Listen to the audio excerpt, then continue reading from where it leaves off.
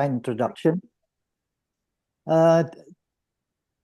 Today's topic, I think, is a very important one, which will be focusing on the international criminal tribunals. I think our speaker, Dr. Vesselin Popovski, needs no more introduction. I think he is a regular expert that has been very kind to participate in many of our forum discussion in the past, and he will guide us, as Dr. Sungo said, on the history, the background of these international tribunals, and how would it evolve as in the complex international political setting that is now in progress. Perhaps before I hand over the floor to Dr. Popovski, I'd like to mention two things that is perhaps relevant to our discussion. As you know, recently, the former president of the Philippines, and I think is brought to trial, and I think the trial is still in progress. And the second one is the indictment of Prime Minister Benjamin Netanyahu for the genocidal policy that he is conducting in Gaza. I think between those two, there are certain differences. The former president of the Philippines is tried for a crime that was in the past, happening in the past during his presidency. But for the Prime Minister of Israel, he is indicted for the crime that is still happening. So here, I think, comes the question of the strength and weaknesses of the International Criminal Tribunal. I think we are looking forward to Dr. Popovski's presentation, and it's an honor for me to provide the floor, to give the floor to Dr. Popovski. You have the floor, sir. Thank you, Your Excellency, Ambassador Jenny. I'm very privileged always to be in this forum. Indeed, I know Dr. Sun Ho Khan for many, many years, possibly more than 15 now. And I'm always pleased to participate in those very meaningful discussions. And as you said, Your Excellency, indeed, we see developments recently. You mentioned the indictment of Prime Minister Benjamin Netanyahu. The arrest warrant went also to President Duterte of the Philippines. I would also add the arrest warrant to the current Russian president, Vladimir Putin, no less than that. So the International Criminal Court, over its existence, and it will be 27 years already, since 1998, when in the Rome Conference, the member states decided to establish a permanent international criminal court. And yes, there are strengths and weaknesses. I will talk about those in a minute. But let me again, as you mentioned, Ambassador, go a little bit historically here and start with Nuremberg and Tokyo. Just to mention, this was the first time when international criminal courts were established after the Second World War. to prosecute the major war criminals during the Second World War. It was established quickly without much time to think about issues of jurisdictions. Obviously, Nuremberg and Tokyo were not perfect. In fact, I can go for an hour to list the legal deficiency of those tribunals, but nevertheless, I will say, as a legacy, those tribunals were important to put an end to the impunity of heads of states in both situations. The Prime Minister of Japan and major Nazi leaders were prosecuted and sentenced, giving them the chance to speak. The importance of tribunals is not simply to punish, but also to hear the story that those accused has to say, and for that matter also to establish the historical record of the crimes. And as we know, in the follow-up from the Second World War, we have a huge development of international humanitarian law. In 1948, we have the adoption of the Convention on Preventing and Punishing the Crime of Genocide. A new crime, genocide, was established in 1948 with the work by the Polish lawyer Raphael Lemkin, who defined the term genocide, kind of distinguish it from the crimes against humanity, focusing on ethnic, national, religious group. And the intention to destroy those groups was defined as a specific crime, different from war crimes and from crimes against humanity, more historical crimes that go back to the Geneva Convention and the Hague Conferences, early 20th century. So we have really a big development in terms of definition, in terms of codification of international conduct of hostilities as criminal. In those categories, as I mentioned, the crimes against humanity, again, it goes back to the First World War. The crimes committed against Armenians by the Turkish generals were defined as crimes against humanity in various forums. Unfortunately, not in tribunals. After the First World War, we don't see international tribunals, although the accusation of what Turkish generals did to the Armenians has already been there. War crimes also have history, even going back to the 19th century. The first Geneva Convention, adopted in 1864, the creation also of the International Committee of the Red Cross, with the primary task to help victims of the battlefield, mostly the injured soldiers, and the prohibition to kill injured soldiers. So basically, when a soldier is injured, it becomes non-combatant, and the first Geneva Convention, already as early in 1866, developed that principle of non-combatant, which are the injured soldiers, the prisoners of war, and obviously the civilians in armed conflict. So we have a big history of development of theory and philosophy of what behavior needs to be prohibited in terms of military hostilities, but also we have a development of humanitarian law, the attention to the victims, what to do with those who suffer in the battlefield. So in other words, interestingly, international humanitarian law brings together, if you want, two logics. The logic of the military, how to fight with proper means, not to target civilians, for example, even evacuate them so that they are not suffering excessively during the war, but also the concept of humanitarianism, how to treat those who are victims of war.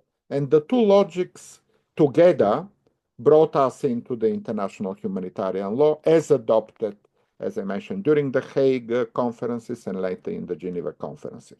So this is the kind of quick history. I'm happy to answer more questions if people want to clarify certain developments historically, but let's go back to the 1990s, 30 years ago, when the first tribunals were established by the United Nations Security Council. And these were tribunals first and foremost for the former Yugoslavia, the crimes committed there. and the second International Criminal Tribunal established by the Security Council in Rwanda in 1994 to investigate and prosecute the violations of international humanitarian law in Rwanda. The two tribunals are ad hoc. They are created by the Security Council. It is important to emphasize it is not really a proper lawmaking in a kind of the traditional treaty making when member states come together, discuss, negotiate, adopt a certain treaty. The emergency, the urgency to create those tribunals was justified because both in Bosnia and Herzegovina and in Rwanda, the two countries were destroyed by the civil war. There was no proper judiciary. There is no domestic system to start the investigations and the prosecution. So the only way to deal with those crimes quickly was kind of in a similar manner that Nuremberg in Tokyo. The speed was important. Therefore, the United Nations Security Council, under its emergency power, exactly under Chapter 7, adopted the decisions to create the two tribunals. There was a lot of criticism, by the way. Some of the accused in the first cases in former Yugoslavia pointed that the defense counsels in Tadic, the first case in the Tribunal for former Yugoslavia, tried to challenge the legality of the establishment of the tribunal itself. Obviously, judges dismissed that. They pointed that the United Nations Security Council has broad powers.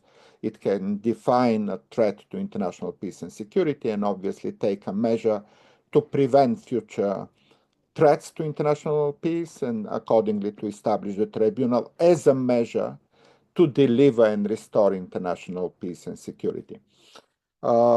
Therefore, even with legal deficiencies, as I mentioned, those tribunals went into the existence and obviously they prosecuted successfully for those years since 30 years, the major war criminal in the conflict in Yugoslavia from all sides. There were mostly those Bosnian Serbs, generals and military, but also political figures like the president of Bosnia and Herzegovina, Radovan Karadzic, like the major military leader, the General Ratko Mladic, like the ex-president of Serbia. Also, Slobodan Milosevic was indicted. Unfortunately, he passed away before the end of his trial. But all the documents collected by the investigators, again, are material to understand and to deliver justice.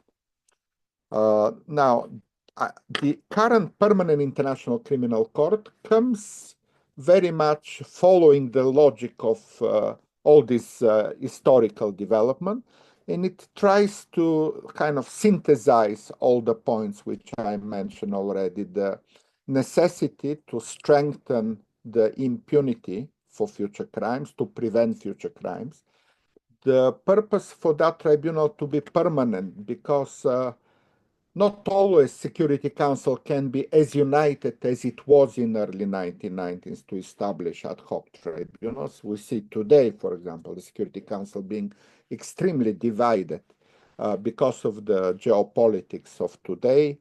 So the existence of a permanent court, which jurisdiction can be triggered not by the Security Council only, but also by state parties, also by the prosecutor's office proprio motu, is important. And I think it is a complementary jurisdiction, extremely necessary in time when the political organs, the Security Council, might not be able to act with the same urgency and efficiency as it did acted back in 1990. So we have a very interesting network of opportunities, if you want, to prosecute. We have the permanent court, ICC.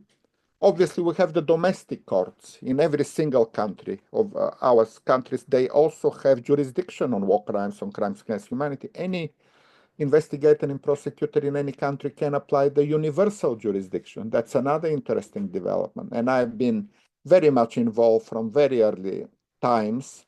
Again, back interestingly in the same year in 1998, when the former Chilean dictator Augusto Pinochet was arrested in London under universal jurisdiction, when the Spanish investigation and prosecution, the chief prosecutor Baltasar Garzón sent the extradition request to Britain. The British authority acted quickly, arrested Pinochet.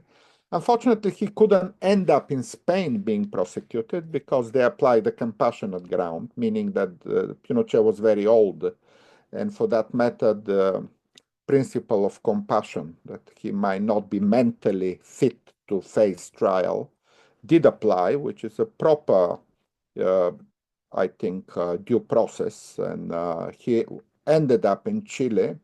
But interestingly, Chilean parliament lifted the immunity of Pinochet, and Pinochet nevertheless ended up being prosecuted back in Chile because the Chileans themselves found that his senator for life immunity need to be lifted. The parliament adopted the decision. Pinochet ended at that late stage in trial in a courtroom, which kind of is a limited but still satisfaction of the victims who suffer under his rule. So universal jurisdiction also did apply successfully for Hissène Habré. It is the former dictator of Chad. Here, Senegal, a neighboring country of Chad, issued the arrest warrant for Hissène Habré. Again, it took 20 years. It's not easy, it's not quick. But finally, Hissène Habré was delivered to a court in Senegal and prosecuted for his crimes committed in Chad under the universal jurisdiction. And again, all of us who are very much advocating universal jurisdiction back 25 years ago finally got that moment of satisfaction that in fact universal jurisdiction can apply even when there is no territorial and there is no persona jurisdiction for some of the crimes. So as I mentioned, there is a network of opportunities: domestic courts applying universal jurisdiction, ad hoc tribunals by the Security Council, special hybrid tribunals, and these are also the situations in Sierra Leone, for example. The Special Court for Sierra Leone in Africa was a kind of a combination of domestic and international features. It acted under the domestic jurisdiction of Sierra Leone, but the prosecutors and the judges were collected from various countries. So there was an international staff of the court, but applying the proper domestic jurisdiction of Sierra Leone. And that combination is also very interesting because often the international tribunals are accused of being a little bit kind of far away territorially, geographically from the place where crimes were committed. Like the Tribunal for former Yugoslavia was in The Hague, the Tribunal for Rwanda was in Arusha in Tanzania. And the court in Sierra Leone was in the country, in Sierra Leone, but applying global standards, applying universal standards of due process, rights of the accused. And I guess that hybridity, that's where the term hybrid court came from, Sierra Leone, but also applicable to Cambodia. The extraordinary criminal chambers created in Cambodia had also the feature of domestic jurisdiction. They were based in Phnom Penh in Cambodia, but applying universal standards.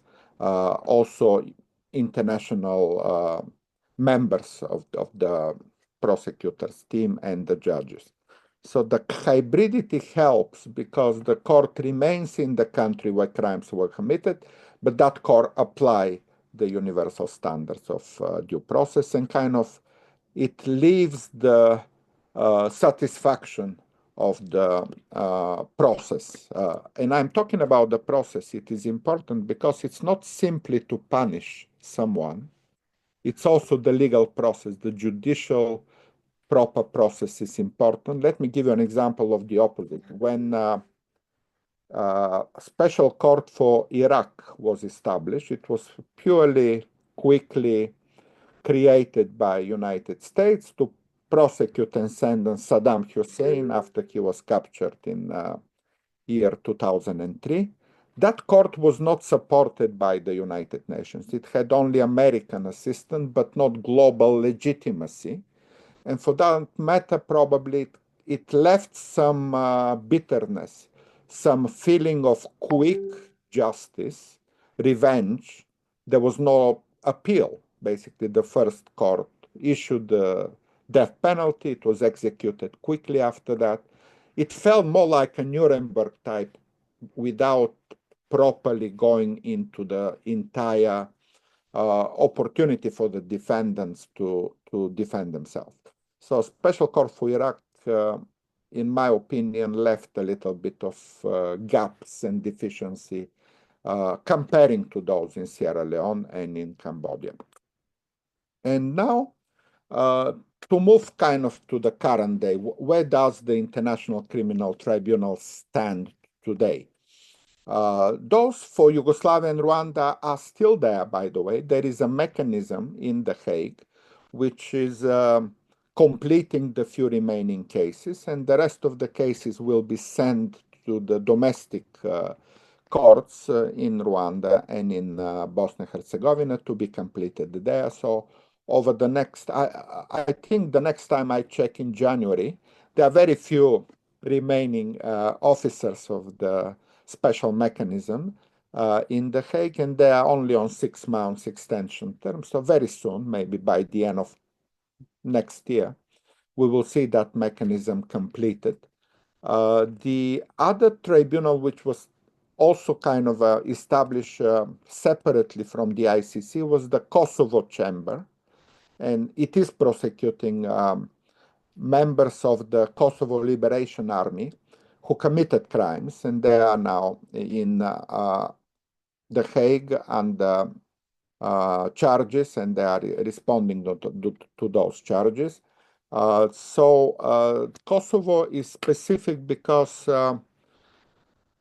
it happened after 2011 when the Kosovo became recognized as a separate unit by many country states, although not by the United Nations. So the Tribunal for Kosovo has a little bit of specificity.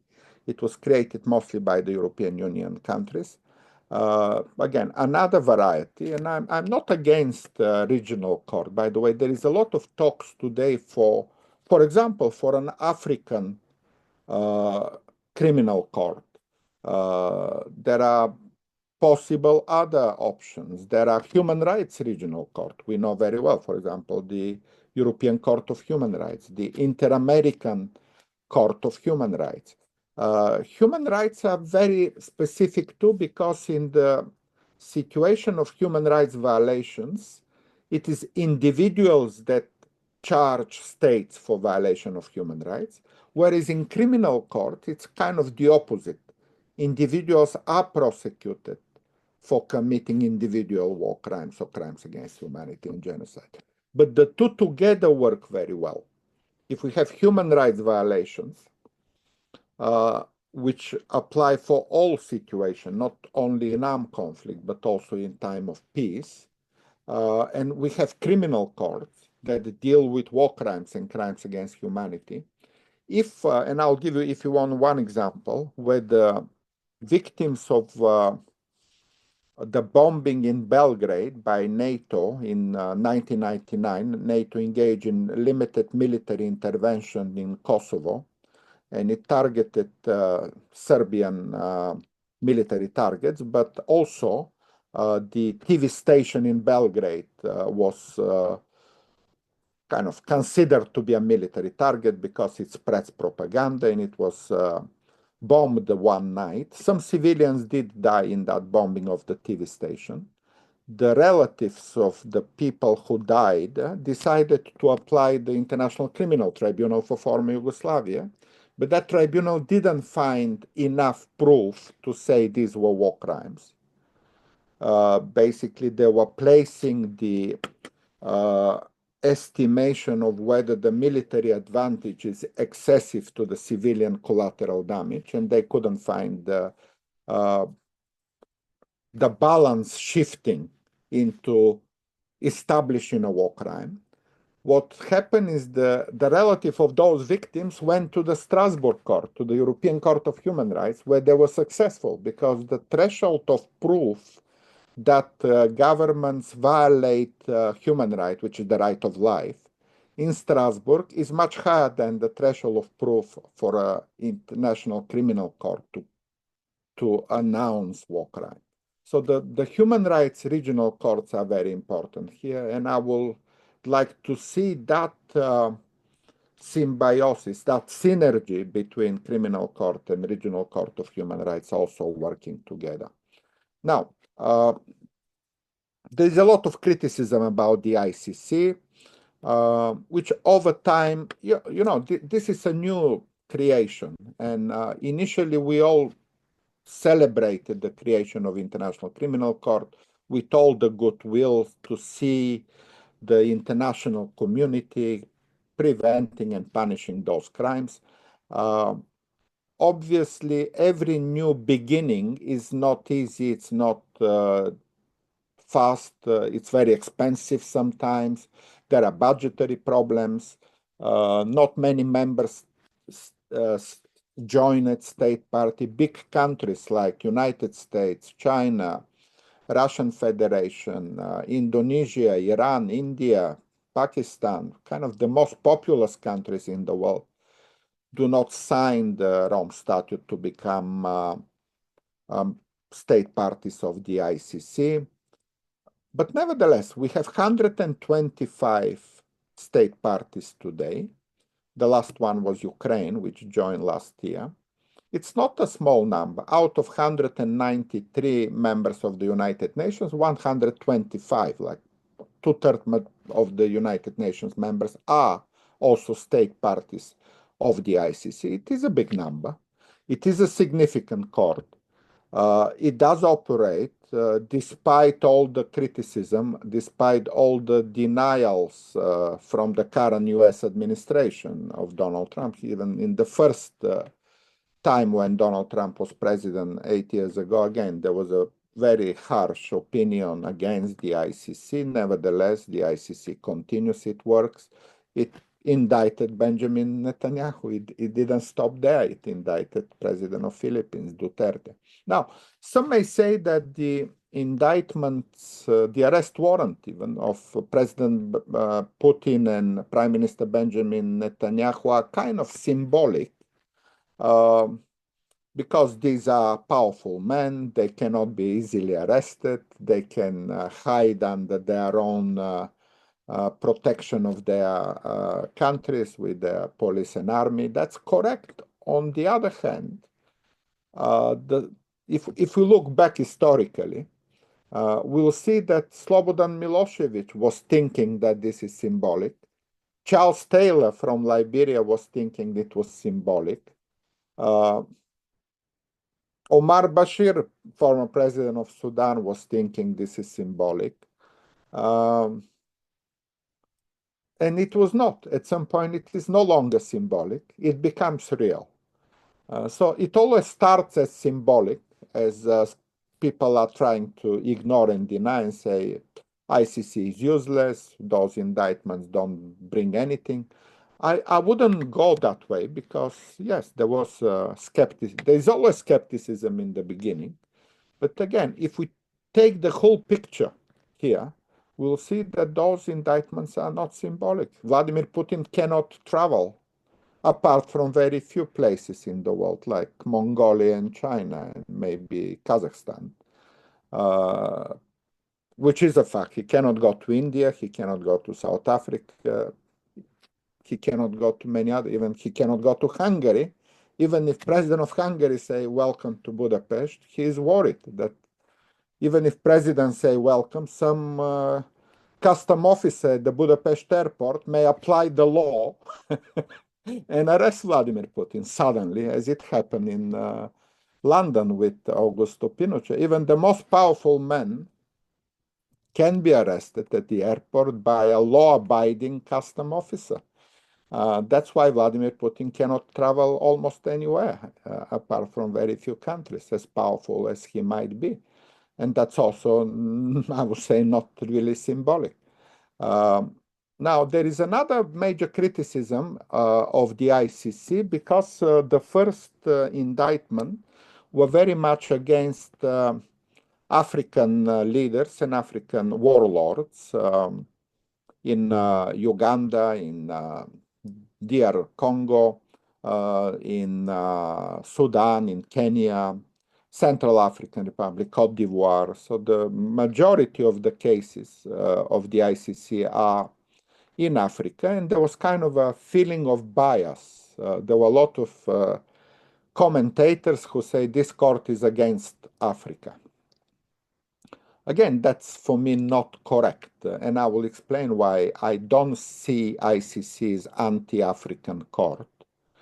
And why? Because if we take the perpetrators only, the leaders or the warlords, these are Africans. However, if we take the victims, these are also Africans. The people in Africa suffer from the crimes against humanity and war crimes of their generals and leaders and militias. So if we take the victims' side, we can say ICC is very pro-African, not anti-African. Why should we take the perpetrators and the leaders and the military generals and not the people of Africa? We should ask the people of Africa, what do they think about ICC? And they will think very positively. They will say, get rid of those war criminals. We want to see them prosecuted. We want our family to be remedied and satisfied. So if we take the victims' side, Africans will be very happy to see those who committed crime in Africa being prosecuted. So for that matter, I will not consider ICC to be an anti-African court, even if the leaders may say so. Obviously, the presidents of many African countries, who may have some also committed aiding and abetting or any other criminal activities in the past, they may fear from the ICC, and that's why they announce that ICC is anti-African. So I kind of dismiss the criticism of ICC being biased. And obviously, the last investigations going from Afghanistan to Palestine to Colombia, Venezuela, Russian Federation, Ukraine, all over the world. Obviously, now the Philippines. We see that the court is really global. It takes situations, refer to it properly by state parties or by the proprio motu prosecutor or by the Security Council very professionally. And they do the proper work in investigating the evidence and finding enough reasons to persuade the pre-trial panel of 3 judges that there is enough evidence to go ahead and to start the prosecution. So again, my opinion possibly is a little bit optimistic, but I would like to defend the law here, because if we don't defend the law, then we are back to the jungle. So for me, criticisms of the international criminal tribunals have no alternative in a way.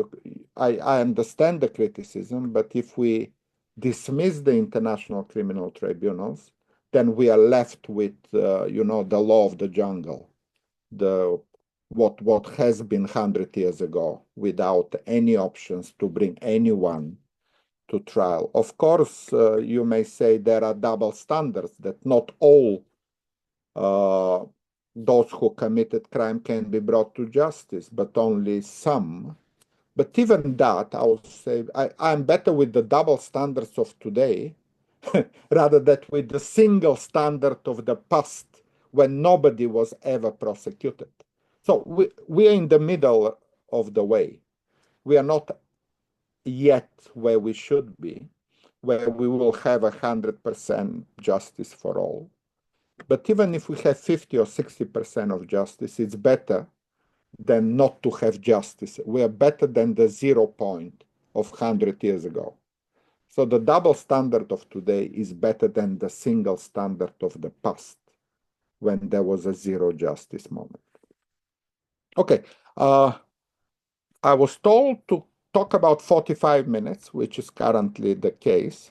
I wonder, Ambassador Jenny, whether you want to moderate the question, and I'm happy to expand on issues that I already mentioned. Thank you. Thank you very much for the very interesting presentation that you have made. I'm not, my background is not a lawyer. I've never studied law, but of course, during my work, I had to take it. But the most, perhaps one of the important point that you have made is about the complementary nature of the ICC. In the absence of any decision, perhaps by the highest body of the United Nations, Security Council, I mean, the process by the ICC could be triggered not only by the Security Council, but also by other elements. And the other thing is that there is this development also of regional court that is perhaps completing certain gaps or giving certain local, how do I say that, local characteristic in prosecuting some of the crimes committed within a region. So with that, I would like to open the floor for anybody who wants to put the questions or comment on what Professor Popovski have expressed in his... Yes, I'm happy to listen question, and in the meantime, let me quickly answer the complementarity issues, somehow to make it a bit more easy to understand. What is complementarity? It's Article 17 of the Rome Statute, which basically says that the ICC will only take investigation if the domestic system fails. So in other words, if government and lawyers and judges in a particular state party do not genuinely investigate and prosecute. So it's kind of an interesting formula here, genuinely investigate and prosecute. Willing or unable, unwilling or unable. So here comes two opportunities again. If a country itself is unable, meaning after civil war, there is no judiciary, there are no courts, and it itself open the doors and say, please come and help us, because we are unable to do that. That's one opportunity, and it happens. State parties can refer situations and invite the ICC to prosecute. And the other is when governments are unwilling. So unable or unwilling is kind of the two tests here. And when, for example, a government itself committed the crime, like Sudan, Omar Bashir, good case, because then the Security Council can adopt a resolution, and it did, Resolution 1593, referring Sudan to the ICC. So Security Council unitedly decides to refer Sudan to the ICC, and then the ICC start investigations and further prosecution. Or the other option is for the prosecutor. This is the third option, and I think it's important. When the Security Council is divided, there is a veto. There is no agreement in the Security Council. The prosecutor can also initiate an investigation. And this is how, for example, it happened in Israel-Gaza, because here, obviously, the Security Council will be facing a veto, or if we take Ukraine, Russia. So the prosecutor office can have also the power to initiate an investigation, but with the need to persuade the pretrial chamber of three judges that the evidence is sufficient as to continue, and then they continue and they issue the arrest warrant. So there are three possibilities. State parties invite the ICC to prosecute because they say we don't have capacity. The Security Council refers a situation, and the prosecutor can also. And all three are quite important balance so that there are no gaps. There are options for the prosecutors to go ahead in any situation. So I'm happy to continue with the questions. Thank you for the excellent question. Thank you. Anyone wants to pose question or comment? The floor is open. I see Dr. King. Please go ahead.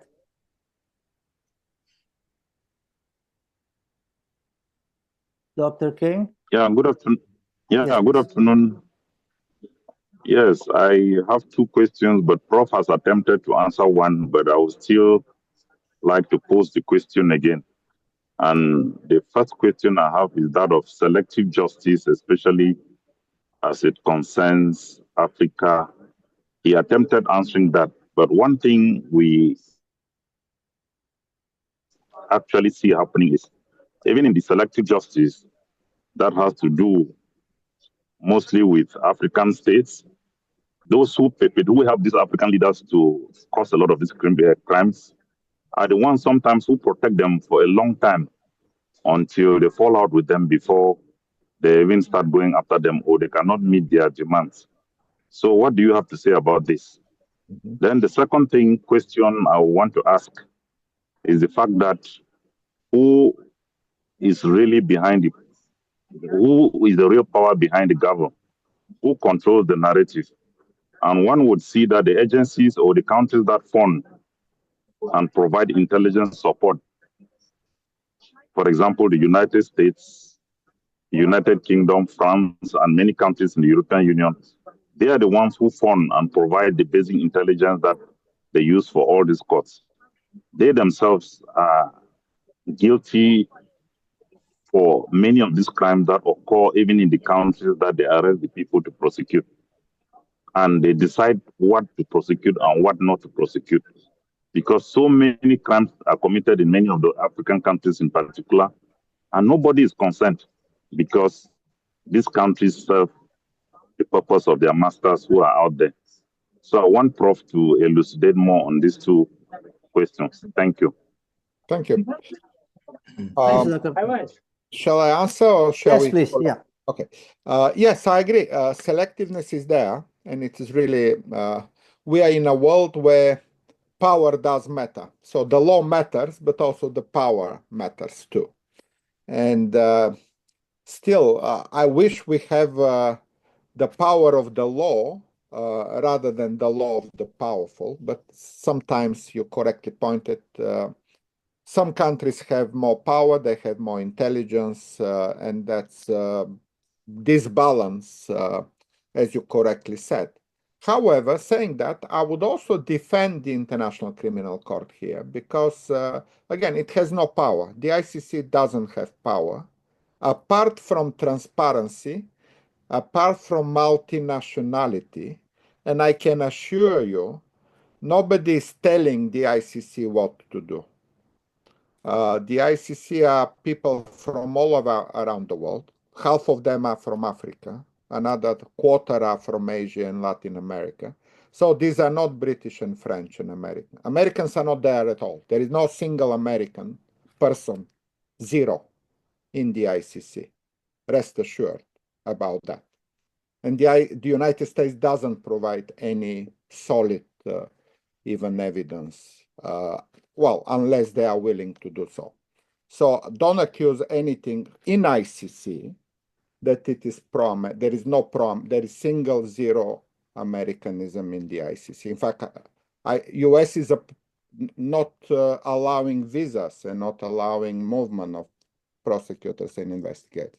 So for that matter, it's different. It depends on the state cooperation. Some states do cooperate, other states do not cooperate. And that globality, that multinationality of the ICC. And I invite everybody to visit The Hague and to go and to talk to people working there, which I did annually. I take my students once a year to talk to people in the ICC, and they will possibly reconfirm what I say, that there is absolutely no influence from any government. Imagine a phone call from a foreign office in London or Washington goes to ICC, it will go to the media immediately the next hour, and it will be exposed. It's so transparent, like everything in the United Nations, is so transparent that any attempt to influence the judges or the prosecutors will be immediately exposed to the media.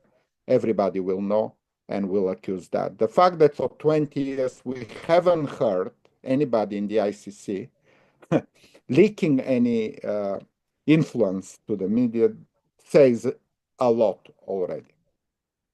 Next question.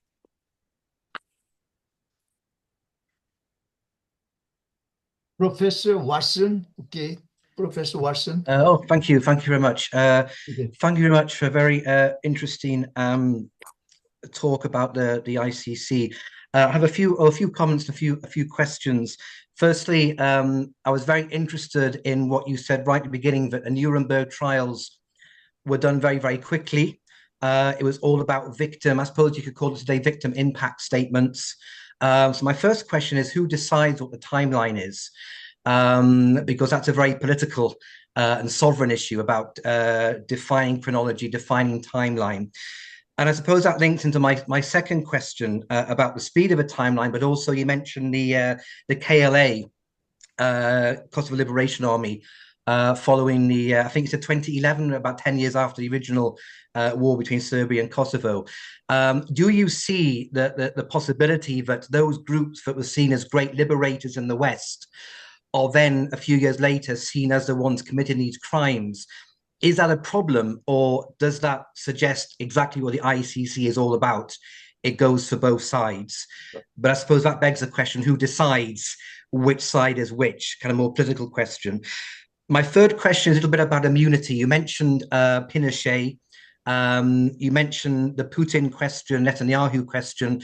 Is this readdressing the question of diplomatic immunity or the role of embassies, territorial sovereignty? Are we seeing a new kind of space emerging here? Because it struck me that when you mentioned Putin, I suppose North Korean leadership as well, they don't tend to travel much now outside their countries, but they are still free.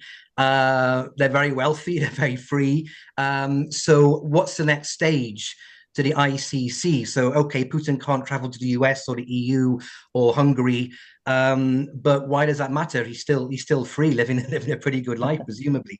And my final question concerns the issue of you mentioned the regional dimension, which has been mentioned a few times today. So, are you making the case that the regional dimension of this is filling the gaps of what's happened before, or is this part of the natural logic of the ICC at the next stage? And if that's the case, do you worry that law now, we have this word lawfare, that law is now being used by many populists as a kind of anti-democratic, against the will of the people populism, and may this lead to the stage, which actually links to what Dr. King talked about, that actually ICC will have no Americans there, no Europeans there.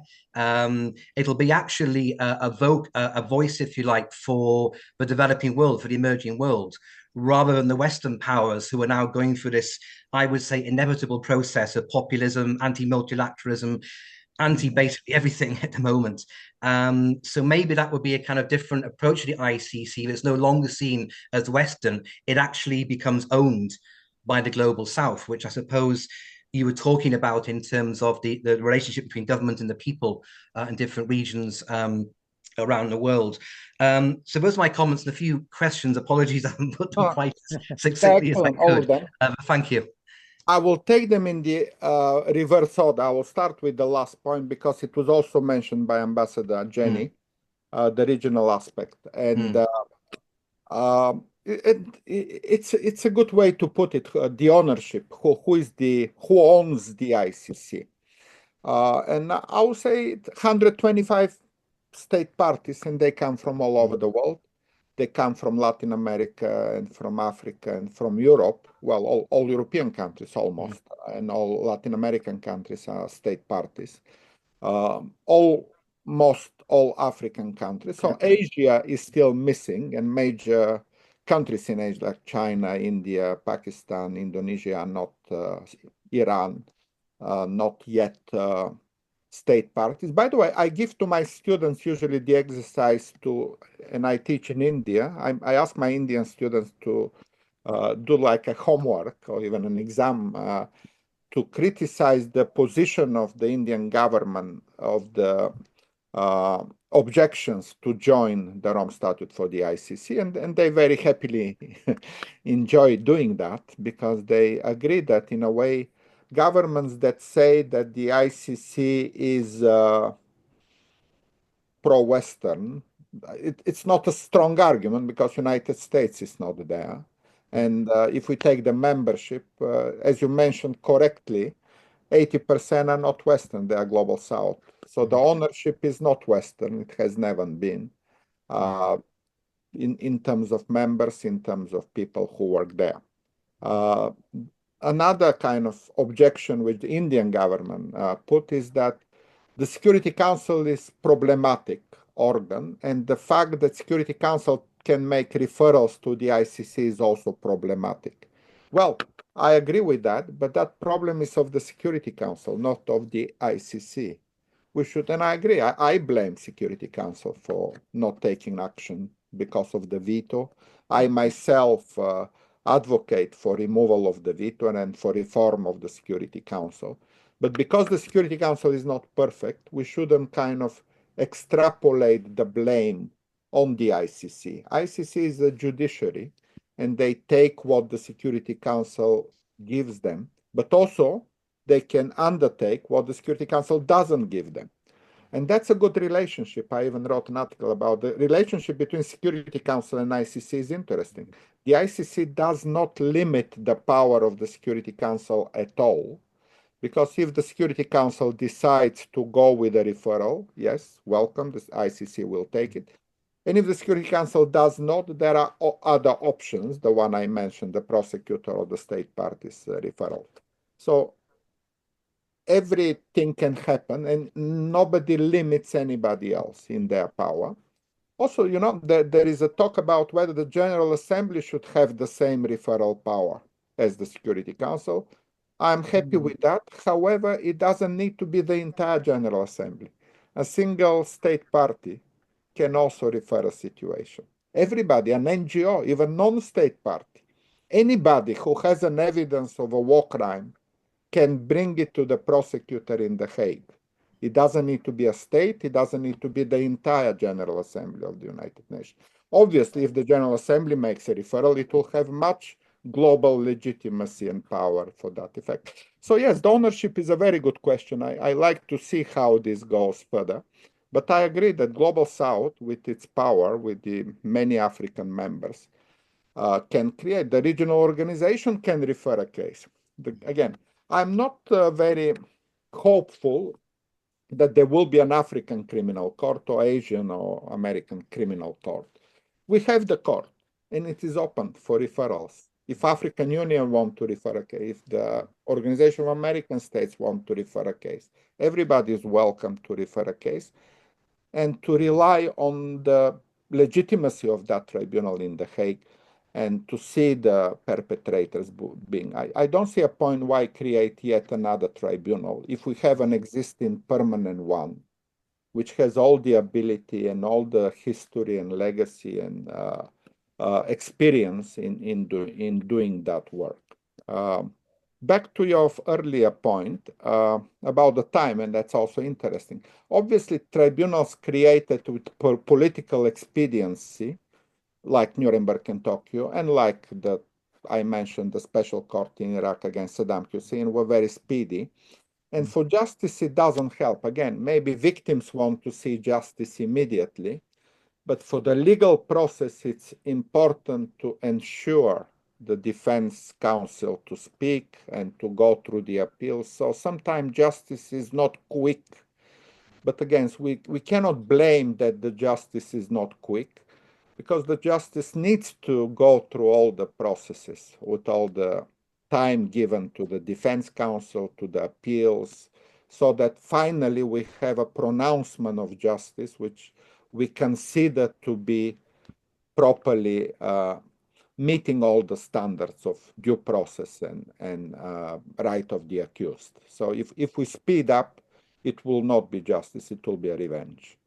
And yes, you are right. In MacArthur in Tokyo Tribunal set deadlines, even he intervened in the sentences. He was telling the judges how to sentence.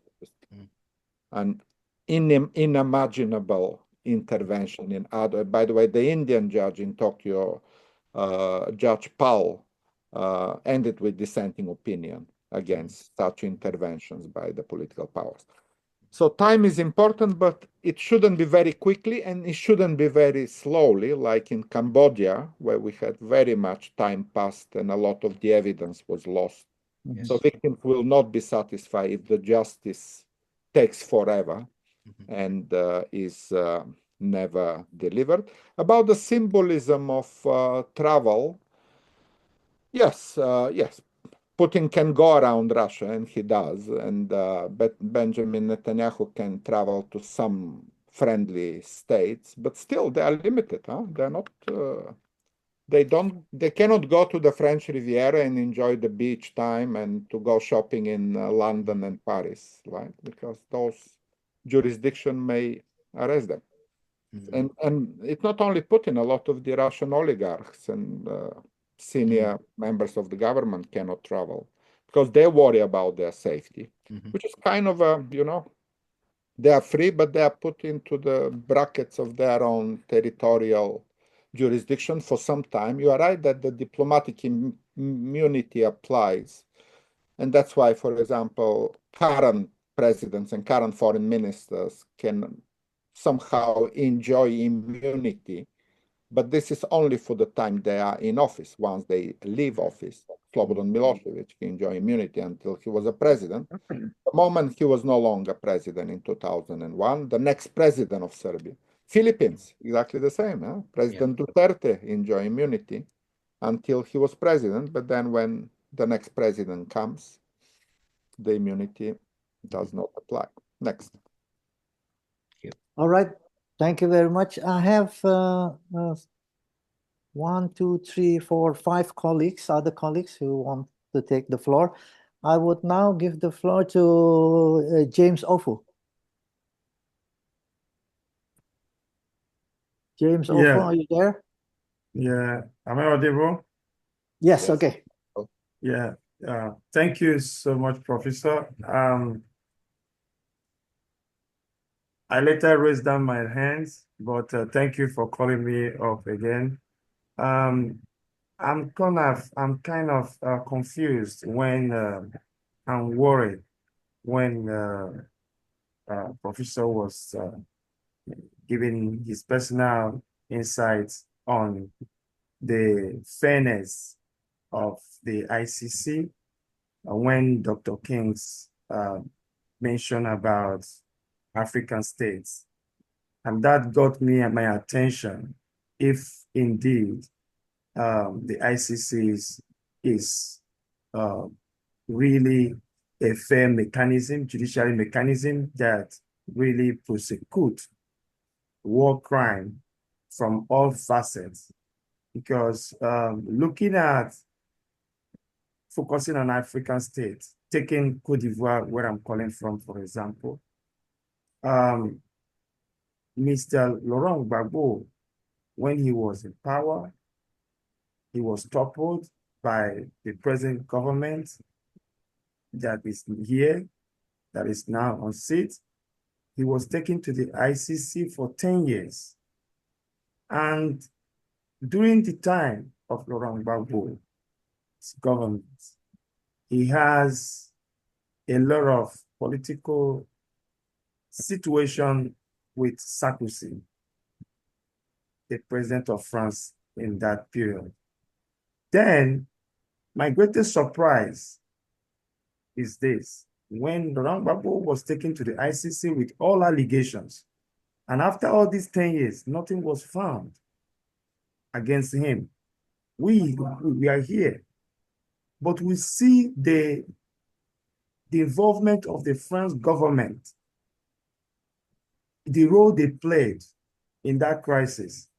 But looking at the situation presently, I find out that all the head of states, or all the accused head of states of war crime or genocide or etc., most of the multinationals that were working with them when they were in power are not brought to justice. They are being seen as if they are the ones that are not guilty of the crimes, but rather they are the ones that even have a diplomatic relationship with those head of states in power, even when they stay overdue in their tenure. So I'm being skeptical about how the justice system of the ICCs decide fairness to all these different actors that they presume to be war crimes actors. So I wanted to return the question back to Professor, to come back to, because I had him mention about power and law.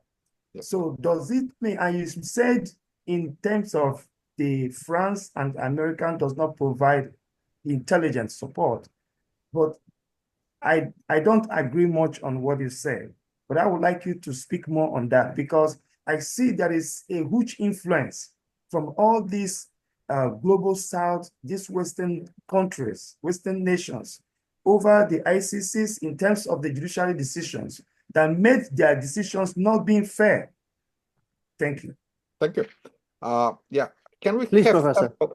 several people, because a lot of people are waiting. I can write down the questions and kind of answer them together. Okay. Yeah, let's have Yeah. let's say people. Yeah, I don't know the name, but it's Teacher teacher. from Cameroon. Okay, we're another African. Okay. Okay. Yeah, I am. And then I have after Mr. or Ms. Teacher, I have Konstantin Spilov, and then Konstantina, and then Mr. Kurfe. After that, Ms. Atsuko. Okay. So now, please, I don't know who is teacher. Thank you. Yeah, teacher is there. I want to thank Prof for the presentation he has just made. It's quite wonderful. Yes. Have your video on, please, so we can see your face? I may not be able to put on the video. I'm Okay. in a compromised All right position. then. Okay. Just go on. Yeah. Okay. I want to thank Prof for the wonderful presentation and the insights he has given us on war crimes, genocide, and human rights courts and tribunals. I am glad to be part of this hearing today. I've heard Prof speak about a lot of countries that these things are happening in. Unfortunately, I did not hear him even mention what is happening in the southern Cameroons, even a bit. Maybe he has no idea of what is happening there. Or that one actually skipped his mind. Maybe it skipped his mind. I speak as a victim, and let me start with some observations, and in them are a few questions. In 2017, Mr. Paul Biya, that is President Paul Biya of La République du Cameroon, declared war on the people of the southern Cameroons. Since then, a genocide, in my own opinion, is going on, and war crimes and human rights abuses are so rampant, they are there daily. Yet, for economic and political interests, no country, or let me say, no one is taking their case ahead, because the West tries as much as possible to protect their interests, and they have the media, so they downplay what is happening on the ground. Now, Prof, in mentioning it, said the prosecutor can even step in on his own. It is 8 years now. Is it that the prosecutor has not heard of this, or what is actually happening? So my question is, why is the ICC silent, and why is the West and other people also silent on what is happening in the southern Cameroons? Thank you. Thank you. Perhaps one more question from Konstantina. Okay, thanks a lot, Mr. Popovski, for the presentation. Very interesting, very makes us to think about. My question, it's about 19th century you talked before, 1866. What's about? Perhaps I lost it. I didn't care. What about? Can you make me a reference or to everybody who cares? What is about these soldiers of 1866? Yes. What did they say there? Okay, I can start with this one, Constantine. Yes. Just to You say have that the second one? Yeah. just to say that I had more conscience about our punishment, the state courts were happening to Greece after the dictatorship of 1967, 1975. After 1 year of democracy restored, there was a great court, and the colonels went to prison. They were to prison even until the life imprisonment, which is kept enough with stability. But I just say that justice has never been enough. But it's important, as you said, because this kind of imprisonment, okay, it made a statement. It was not like a punishment, it was justice, but victims were not really comforted because many people who tortured, especially lower cadres, lower militants and lower police who tortured many people, they didn't have consequences. They were found guilty and then slowly were declared themselves innocent by procedures. But it was important and even cruel that they kept the colonels till their death or till their very aged people. But also this imprisonment didn't calm the civil disorders about dictatorship. But it's important, the justice. I constate, and you helped me to realize that. And then I wondered why in Greece there was no international intervenance. I don't know. It's a way to search it. But it's good justice, even a little bit, because it's difficult to be whole and permanent. Thanks. But Okay. about it, I wanted to... Thank you, Constantine. Please, I will please, start Professor. to go back to the previous questions. In fact, they are connected questions in a way. I agree with all three speakers here that exactly it's not easy, it's not balanced, it's not perfect. Sometimes, well, life imprisonment, some people see not enough. They want death penalty. Sometimes it's no, I'm not talking about this specific thing. Sometimes some victims are not satisfied, and for that matter, it's not only the criminal justice that matters here, but also the process of revealing the truth. We remember we had Truth and Reconciliation Commission in South Africa and other places, which operates in parallel to the criminal tribunal. The criminal tribunal will establish the crimes and will prosecute and sentence the accused. But it is also very important for the victims to have a different forum, and it is the Truth Commission, where the truth will be expressed, because the prosecutors and the defense lawyer might try not to present the whole story. They will pick up parts of the story to present their case in front of the judge. The tribunal is not the perfect place to identify exactly what happened.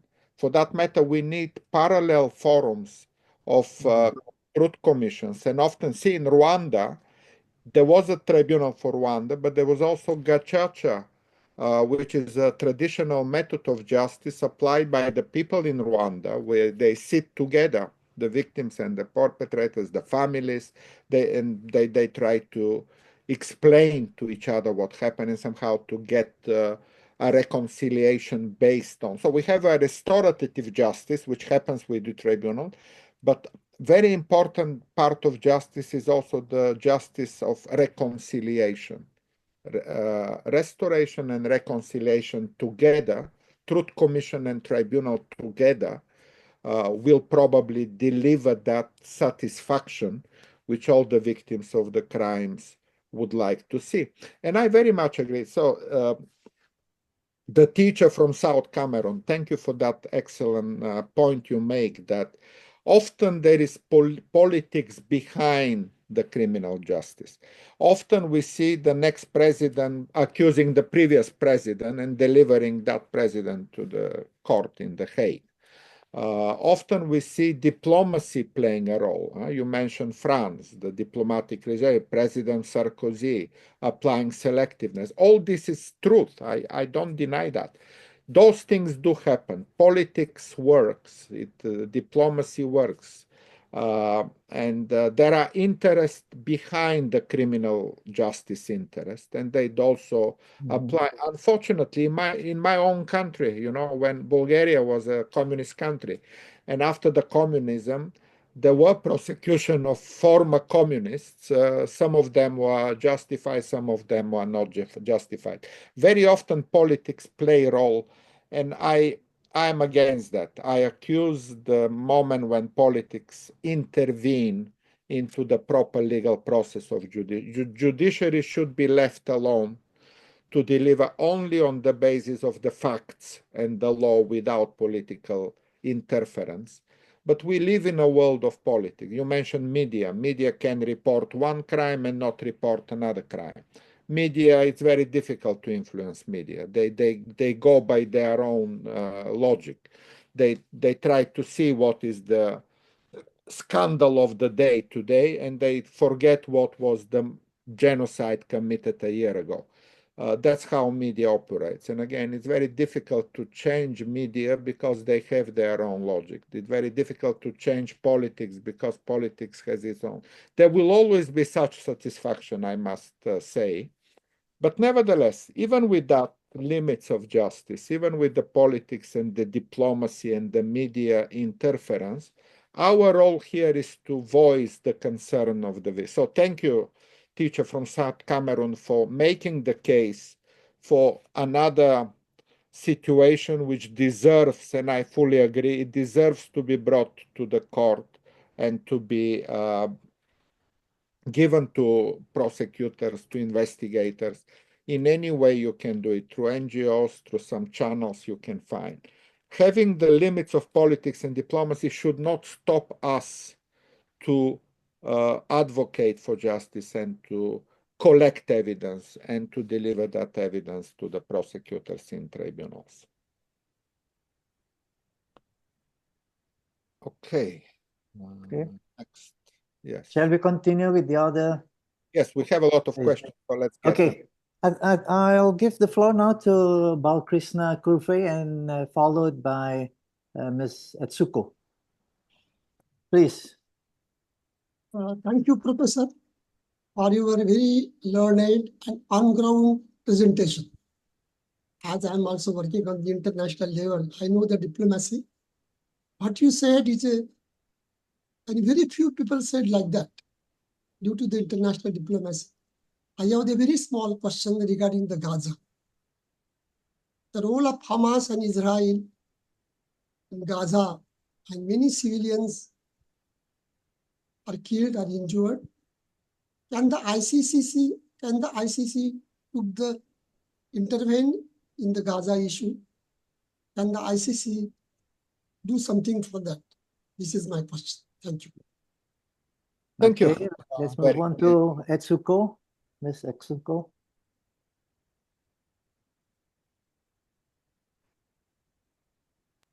Thank you for your presentation, and I want to let you know, all of you, and the first Japanese woman named Akane Tomoko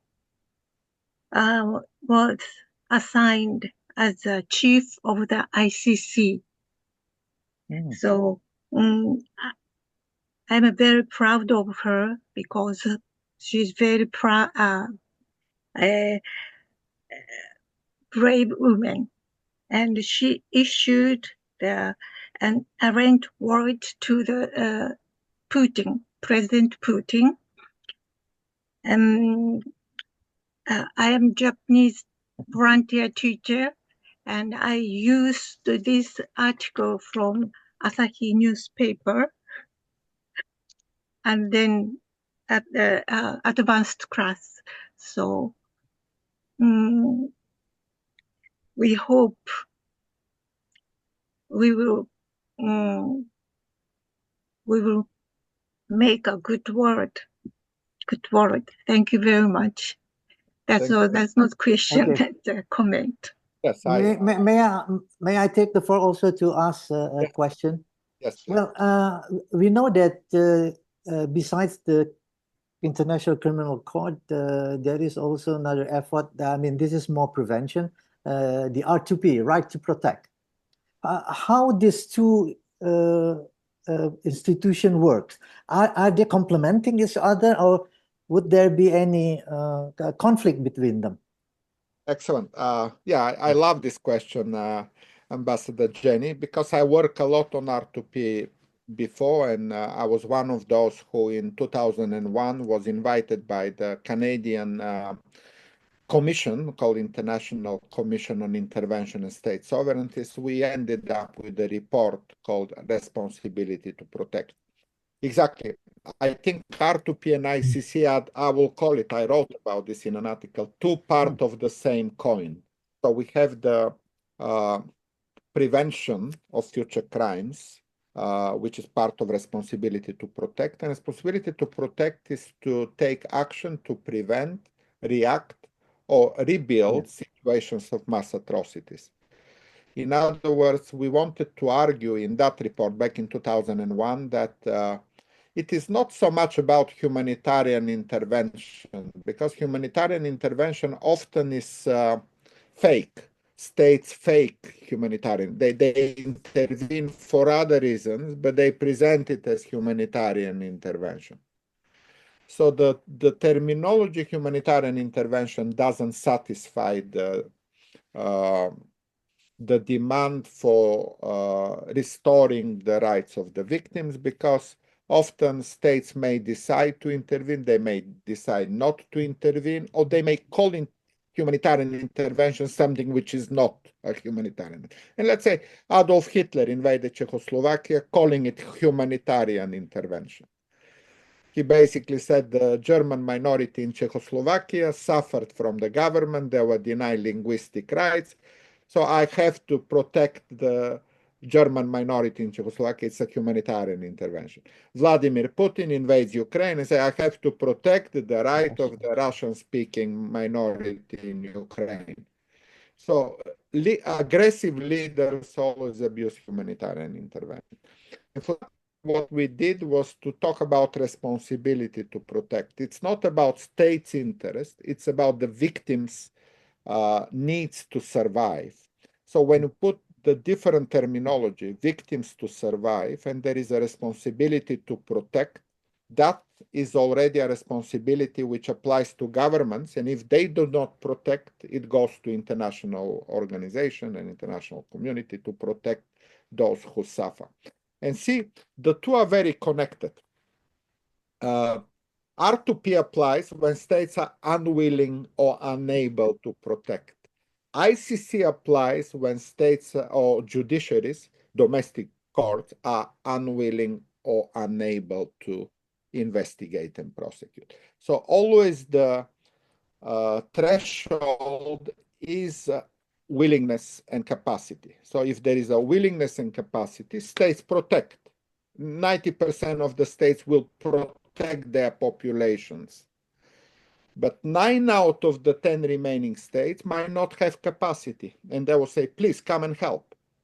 United Nations, most welcome. We don't have capacity. We need international organizations to come and help us. But 1% of 100 will be governments who commit war crimes and crimes against humanity, and they will not invite the United Nations or International Criminal Court. So for that 1% out of 100, we need the intervention. And that intervention ideally should happen with Security Council authorizations under the UN Charter. But then we argue if the Security Council is blocked and doesn't help, then we go back to the just war principles of last resort, proper purpose, proportionality, and accordingly we go to the that intervention as a last resort in a very small number of situations, but still permissible to save human lives. So the justification is intervene to save human lives, nothing else. No politics, no economics, nothing matters. The intervention to save human lives is justified. So back to the just war principle. Now, something else which I forgot to answer maybe, is that 19th century, 1866, the Red Cross, the beginning of international humanitarian law. A great question. Because it's important to go back to the beginning and to think about how did that happen? The idea of humanitarian suffering, of soldiers, basically, it happened after a battle in Solferino between Italy and Austria. There were a lot of injured soldiers in the battlefield in Solferino, and one traveler who was a businessman called Henri Dunant, he traveled and he sees those soldiers suffering with bleeding, and nobody helps them. And he decides to quickly find sponsors, and he sponsored his own money to create the Red Cross, an organization to help to evacuate soldiers who are injured from the battlefield to the nearest medical facilities and to offer them some help. A lot of them still will die, but at least some of them will survive. So the idea that we shouldn't let soldiers die in the battlefield. By the way, before that, it was very normal simply to go and shoot every injured soldier, just not to suffer. If you see old movies, that's how the things will end. There were no medical teams. Those who are injured will be just shot as not to suffer. But that idea, which develops in 1866 with the creation of the Red Cross, brings for the first time the idea of human suffering or soldiers suffering, and how soldiers who are injured are no longer combatant and their lives are important and they need to be evacuated and saved by medical teams.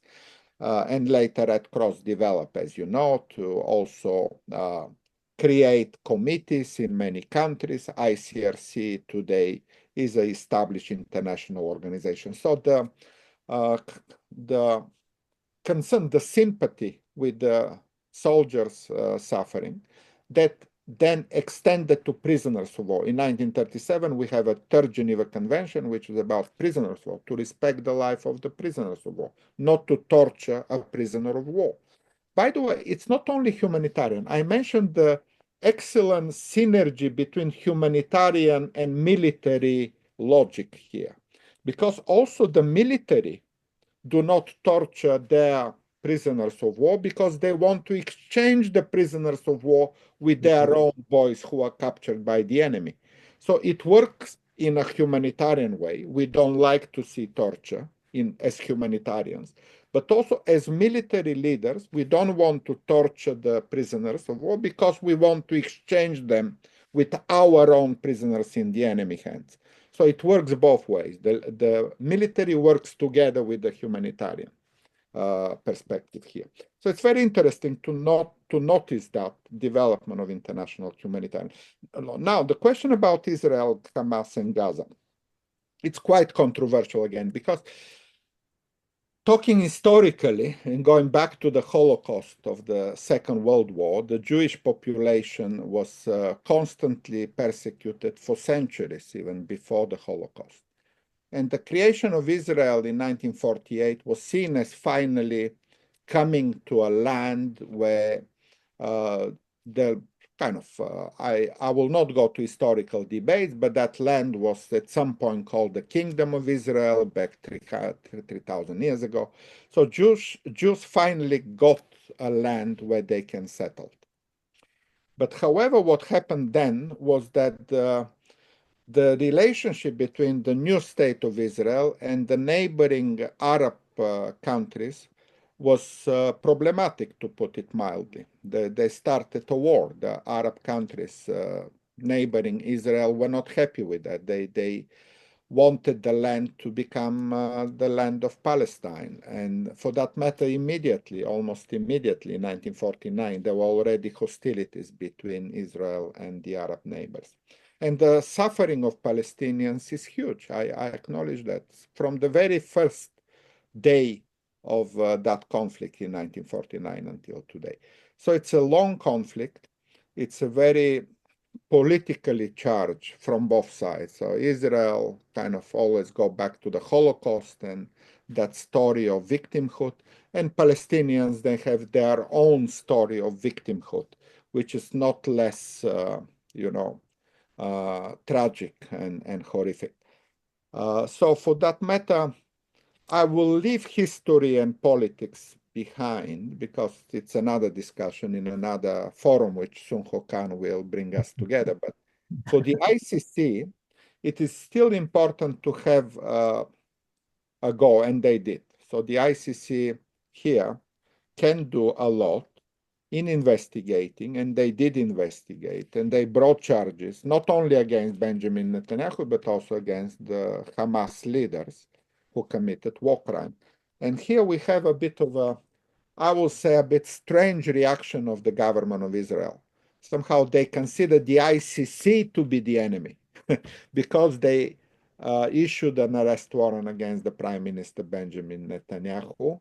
They saw that as kind of a denial of what happened in 7 October, the Hamas terrorist attack against civilian, which is not the case. In fact, ICC issued at the same day its charges both against Hamas leaders and against the Israeli leaders for different crimes. Of course, the crimes are different, but they are both crimes. So again, one day the judges will decide which crime is bigger than the other. But a small crime is also a crime, and a big crime is also a crime. So the ICC has exactly that role here to investigate and to establish the criminality of every act and to use the law and the Rome Statute and the jurisdiction and the proper process as to put the right sentence. So I don't see a problem with ICC investigating both sides of a conflict. Somebody mentioned Kosovo earlier. Exactly, Kosovo Liberation Army. If many liberators committed crimes in the past. Che Guevara was, the famous Bolivars who wanted to liberate the entire Latin America and started with Cuba. For some, Che Guevara is a hero. They put his portrait on the t-shirt. Che Guevara, the famous hero of liberating Cuba, for some. For others, he was torturing and killing prisoners of war. So that's the story here. There are liberation movement, let's say Irish liberation movement, again committing terrorist act in London and many other cities in Britain.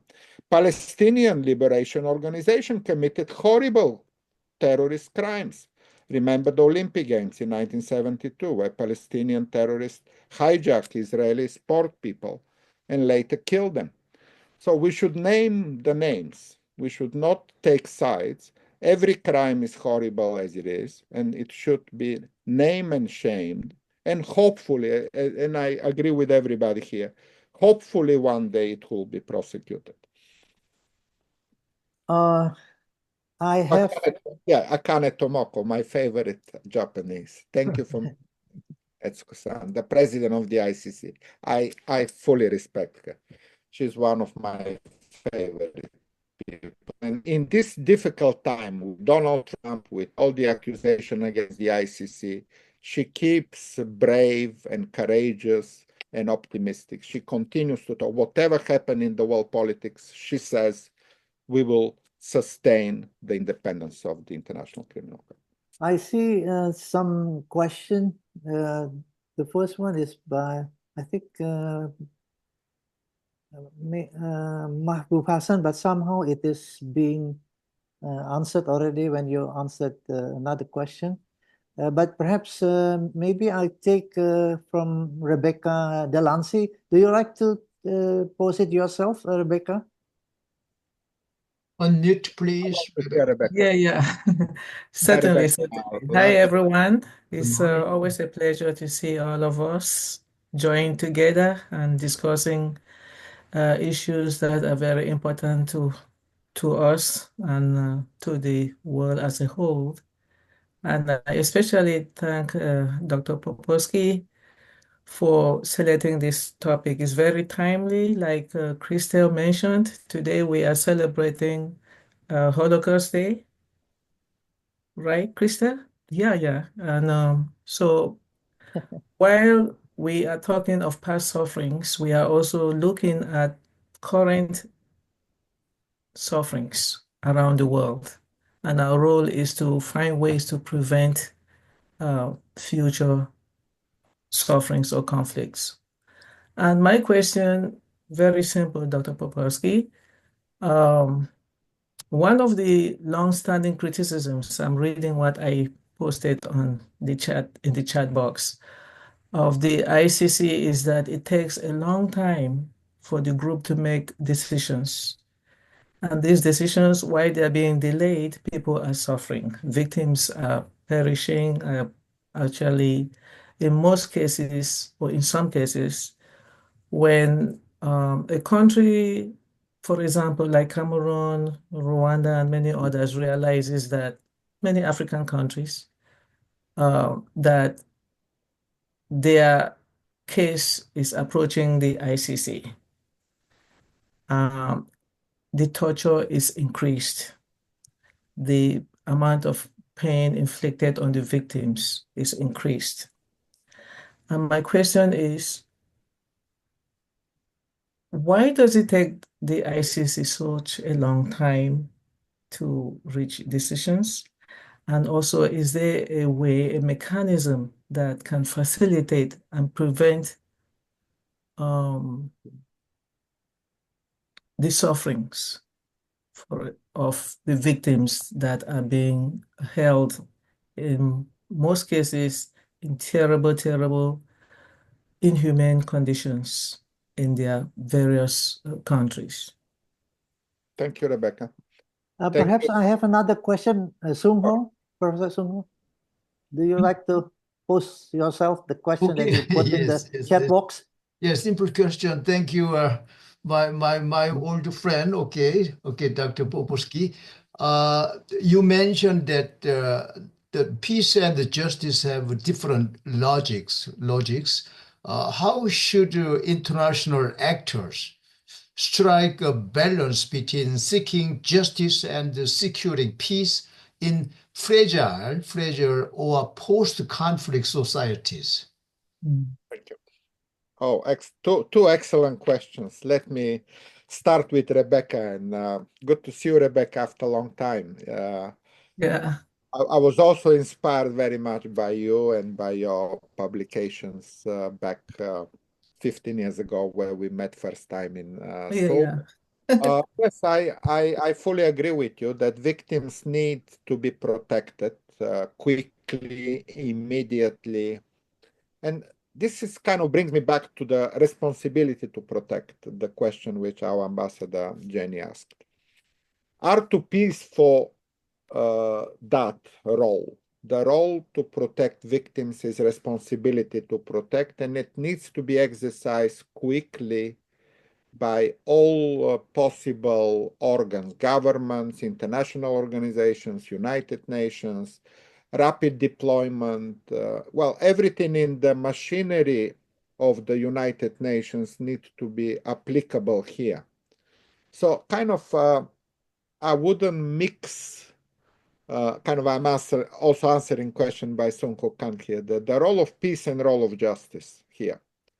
Victims can wait for 10 years to see the person sentenced in the prison, but they need also immediate protection today.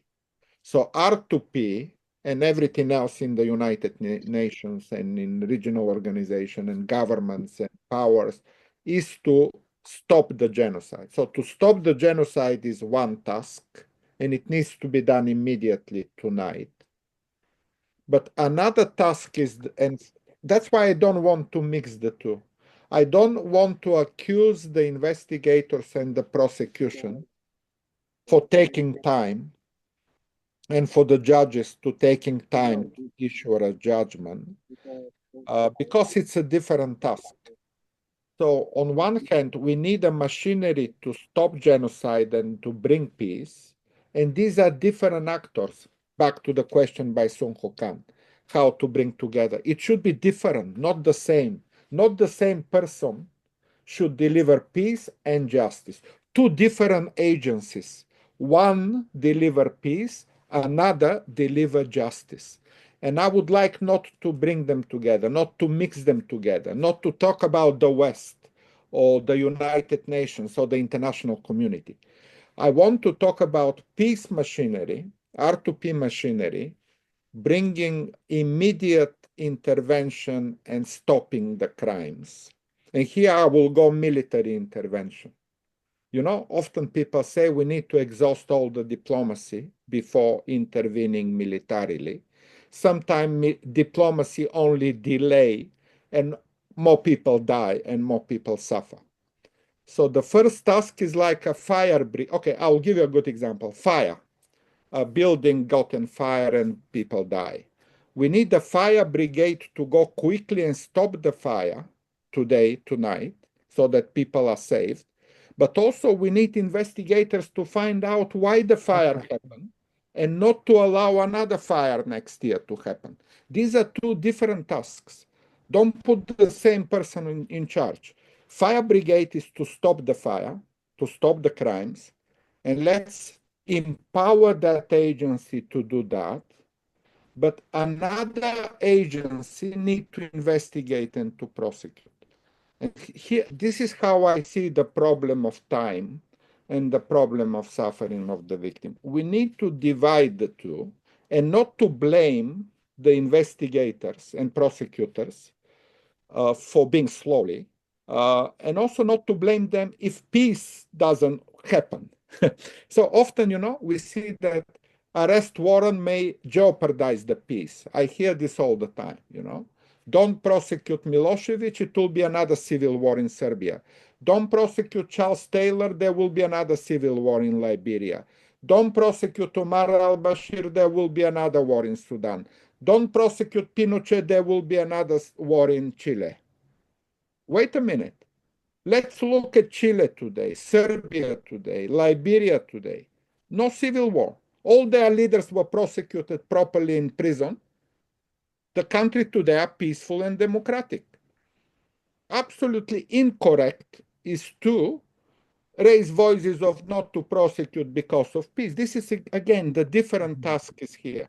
Peace is not because prosecutors and investigators do their job. They should do their job despite the peace. Jeopardize peace, but prosecute, because longer term, that will make that place peaceful. So that's my approach to the investigation and prosecutor. Don't blame them for peace, but in the opposite way also. If somebody negotiates a peace, Yasushi Akashi, the famous Japanese UN officer who also led the Cambodian mission and the Yugoslav mission of the United Nations, he was asked to go to the ICTY and to be a witness and kind of to give testimony. What did he told to Karadzic, to Mladic, to Milosevic, and he felt very uncomfortable because in fact he's a diplomat. He tries to make peace. He tells Karadzic, go away in the forest, disappear, we don't want to see you. That's not impunity, but that's the way to make peace. You negotiate peace with war criminals, and you have to deal with war criminals to negotiate peace short term, to make finally the Dayton Agreement. By the way, 30th anniversary of the Dayton Agreement later this year.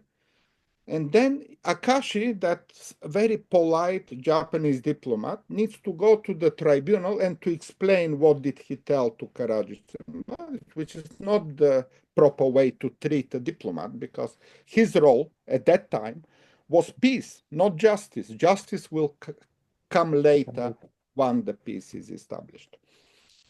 Thank you. I'm very happy. And yes, Sun Ho Khan raised the issue of justice, which I also tried to answer.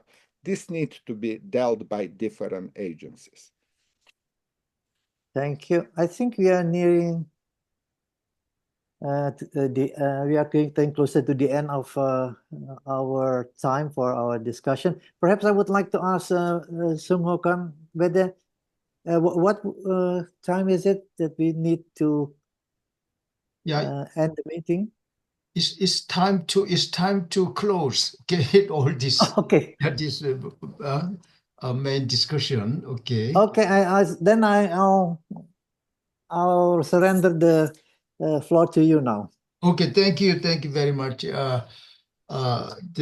for today's presentation. Okay, Dr. Vesselin Popovski, and today's moderator, Excellency, Ambassador Jenny. Okay, it's wonderfully this presentation and discussion, and all members here, and I saw the friends from our colleagues from Bosnia, Eden. Okay, Dr. Veladizik, and we have some 4 or 5 members from Cameroon. Okay, and already in the chat box there are some comments or some sharing the information about the current situation and what the southern Cameroon. Okay, the problem, just like human rights, and some of them are like activists there, and we already have schedule, and Mr. Hassan from Bangladesh. Okay, good to see you. Okay, already Professor Rebecca Delancey, I will rearrange our schedule, maybe instead of the fall semester, maybe in our first half of this year, season 1. Rebecca, she will be she'll be a speaker or presenter on the topic Cameroon, this updates, right? Cameroon, Southern Cameroon updates, and we can learn more about the situation. Okay. And today is very important topic. I think today's topic, international criminal the tribunals. Okay, tribunals is a very important topic, and we need more discussion, maybe. Okay, more keep on our discussion. Thank you very much for today's this presentation and this very good discussion. And let me announce that our the schedule 2 weeks later. Okay, next forum 2 weeks later, May 8th. Okay, May 8th. The speaker is from UK, Scotland. Okay, Professor Neil Beck-Lennon. Okay, some of you already met him. His topic is cyber issues and cyber resilience. Okay, the cyber issue is very, very important topic. So he will talk about this issue, and he served as like a city council or some political field, and he completed all his term, and he returned to the academic field, and he will present in our Thursday forum. I invited him. So May 8th, okay, I'll issue our notice to all of our networks and our partners. So if you are interested in this topic and you are available, I welcome you to our forum, okay, May 8th, okay? So thank you very much for your participation and our still, deepening our networks and sharing our ideas. And take good care of yourself and hope to see you, okay? Hope to see you 2 weeks later in our next forum, okay? Everybody take good care and keep healthy, okay? Stay healthy, okay? Thank you for today's, presenter and the moderator, okay? Thank you very much. Others, Thank you very much. Thank you very much. We are very grateful. Okay. And all members. It's been very educating. Yeah, right. All It's been members very educating indeed. far away from the Cameroon and okay, James. Thank you, Dr. Popovski. Thank you. Okay. Sango, Bye-bye, thank you. everybody. Bye-bye. Hi, Crystal.